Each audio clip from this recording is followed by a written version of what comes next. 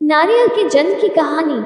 बहुत समय पहले बात है, सत्यव्रत नाम के एक राजा राज किया करते थे और वह राजा प्रतिदिन पूजा पाठ किया करते थे।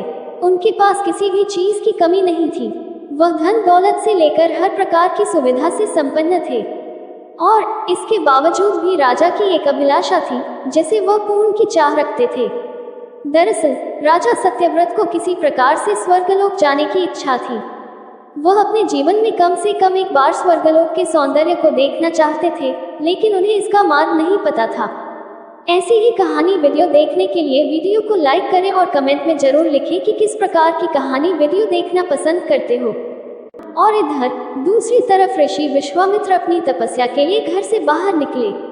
चलते चलते वह अपनी कुटिया से काफी आगे चले गए थे। काफी समय बीत गया लेकिन वह नहीं लौटे। इस कारण उनका परिवार भूख और प्यास से तड़प रहा था।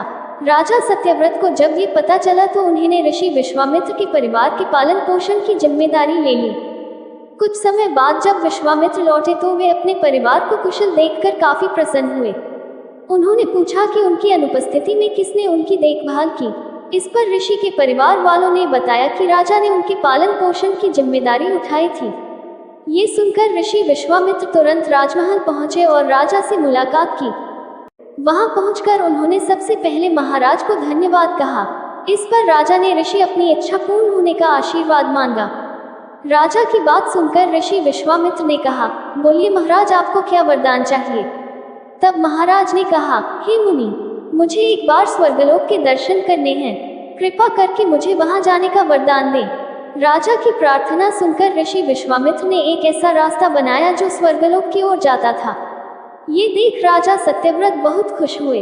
वह तुरंत उस रास्ते पर चल पड़े और स्वर्गलोक पहुंच गए। यहाँ पहुंचते ही इंद्रदेव ने उन्हें नीचे धक्का दे दिया, जिसके कारण वो सीधे धरती पर जा गिरे। राजा ने सत्यव्रत ने तुरंत सारी घटना ऋषि विश्वामित्र से बताई। राज की बात सुनकर ऋषि विश्वामित्र गुस्से से आग बबूला हो उठे। उन्होंने तुरंत सभी देवताओं से इस बारे में बात की और इस समस्या का हल निकाला, जिसके बाद राजा के लिए एक नया स्वर्गलोक बनाया गया। नए स्वर्गलोक को पृथ्वी और देवताओं के स्वर्गलोक के बीचों बीच स्थापित किया गया था ताकि किसी को परेशानी न हो। नए स्वर्गलोक से राजा सत्यव्रत तो बहुत खुश हुए, लेकिन विश्वामित्र को एक चिंता लगातार सता रही थी। उन्हें डर था कि नया स्वर्गलोक कहीं जोरदार हवा के कारण गिर न पड़े। अगर ऐसा होगा तो राजा सत्यव्रत दोबारा से धरती पर जा गिरेंगे। काफी सोच विचार के बाद ऋषि विश्वामित्र को एक उपाय सूझा। उन्होंने नए स्वर्गलोक के नीचे एक बहुत लंबा खंभा लगा दिया ताकि उसे सहारा मिल सके। ऐसी मान्यता है कि नए स्वर्गलोक के नीचे लगाया गया खंभा एक विशाल पेड़ के तने के रूप में बदल गया। यही नहीं, कुछ समय पश्चात जब राजा सत्यव्रत की मृत्यु हुई तो उनका सिर एक फल में तब्दील हो गया। सभी से इस खंभे को नारियल का पेड़ कहा जाने लगा, जबकि राजा का सिर नारियल के रूप में जाना गया।